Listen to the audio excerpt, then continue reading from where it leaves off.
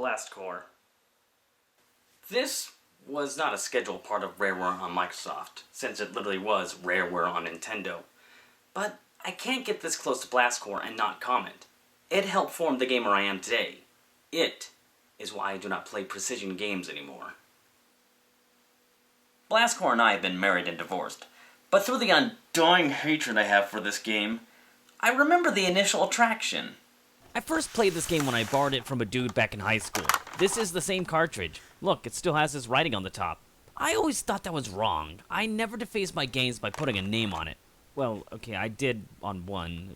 Moving along, the reason I still have this game is because he ended up giving it to me, along with Resident Evil 2. He didn't say it, but when I tried giving it back to him, he gestured back to me by nodding his head upward. He did this because he was currently holding his girlfriend. I can't write a punchline that good. He held a girl, and I held an N64 game.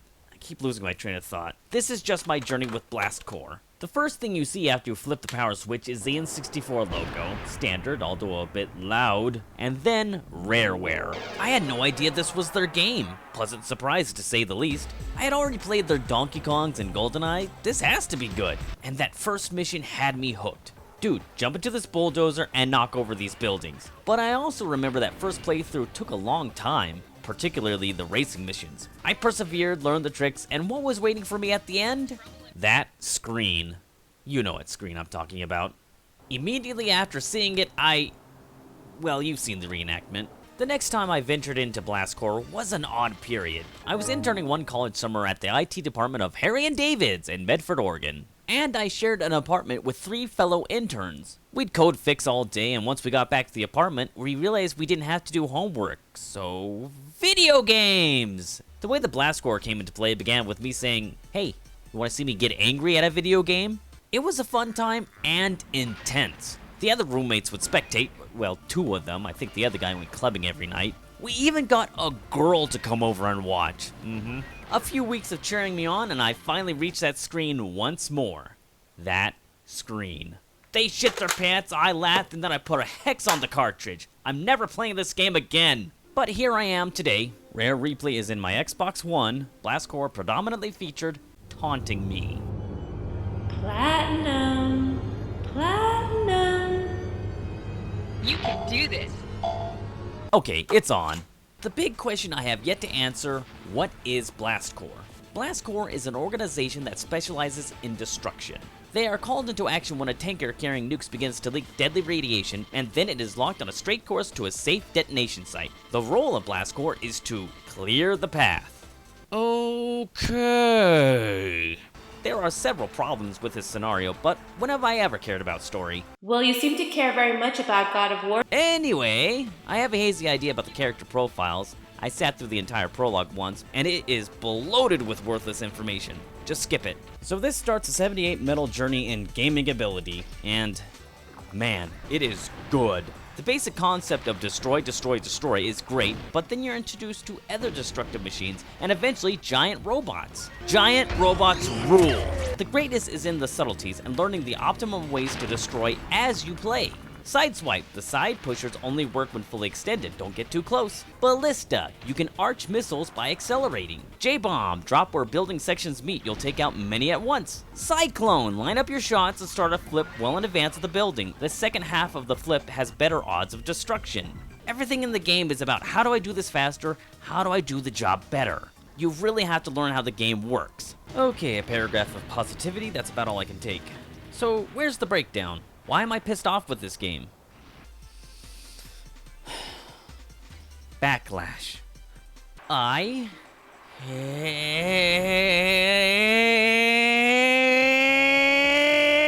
Backlash! If you play Backlash long enough, you'll stop believing in God. You know how I was just talking about learning to control each vehicle for maximum destruction? Well, with Backlash, come at the target at about a 30-degree angle, hold the R button, and then... Good luck! I don't know how to control this thing. Sometimes it turns, sometimes it's straight, sometimes just bumping into the damn building is faster. Blast Core is on the Rare Replay, so a whole new generation can have their lives ruined by Backlash. Still, why do I keep coming back?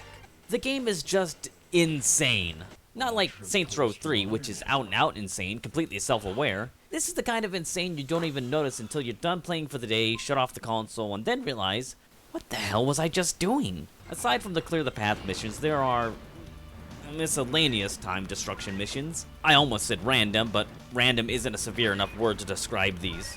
J-Bomb is in a volcano. Destroy these orbs. Hey, shoot a game of pool. Oh, look, it's that one Namco game you may have heard of. I'll see your ass in court. The solo racing follow the same Blast Core rules. Play every vehicle, learn without instructions which one is best for the course. Example, this van that moves like a tank is best here because it has balanced traction. Blast Core is fun and exciting, but more than anything, it is a troll. And that is why I can never forgive this game. Once you clear every nuke passage mission, suddenly you have a new one-off mission. This space shuttle is coming in hot and will crash unless you can clear the path. You have about 90 seconds, and you have to do it with no! It's impossible. Seriously, it is impossible. Well, those of us without an internet connection had to learn on our own that you have to knock over this building first to expose a giant robot. That is trolling. I can just envision a British software engineer laughing maniacally as he clicks the compile button. So now you're done? Nope. The core hops right on the space shuttle and does 5 more missions amongst the solar system. Back in Medford, we coined a term. This is a clear case of, well, we have the engine. Okay, once you've done all those and completed the collection fest interweaved into the missions, the game urges you to do it faster. I beg your pardon?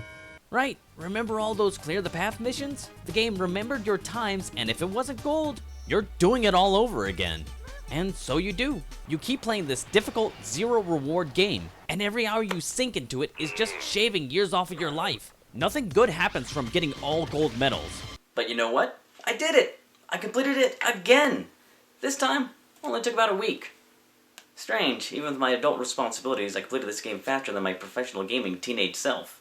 And this time, I only threw the controller twice.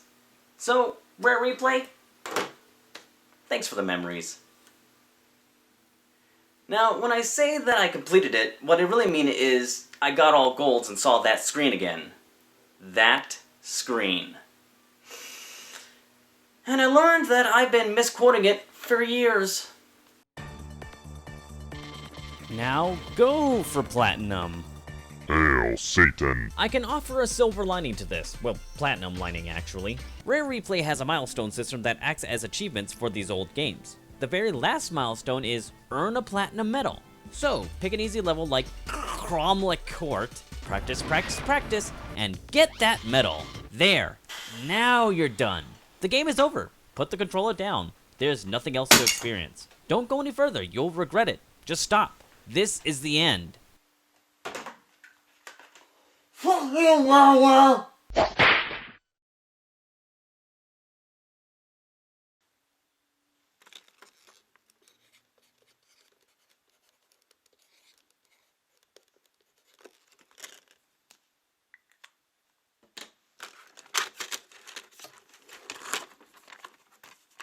Here, now you can borrow my copy of Mass Effect 3.